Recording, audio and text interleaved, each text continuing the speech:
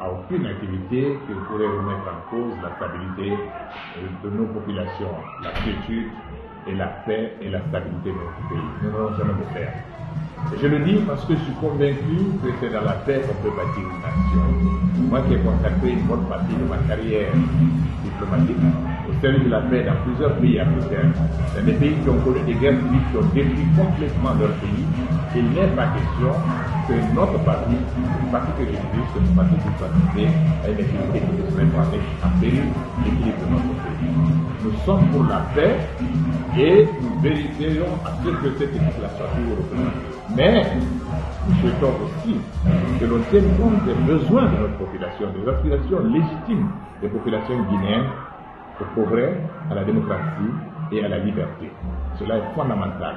Nous mènerons un combat pacifique pour le respect de ces normes sans lesquelles notre pays ne pourra pas sortir de ce que nous avons toujours appelé le paradoxe.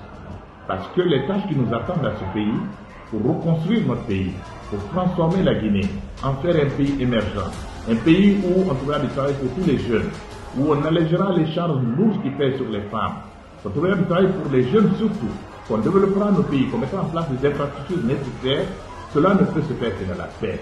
Les pays qui ont mené les guerres civiles, vous savez où ils sont aujourd'hui, et nous ne voulons pas en arriver là. Notre pays est déjà dans un état comme si le pays avait connu la guerre. Nous n'allons pas en rajouter.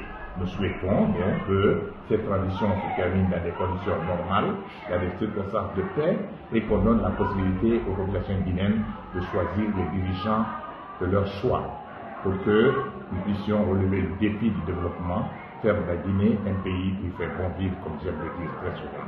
Et c'est cela notre vocation. Je vous remercie.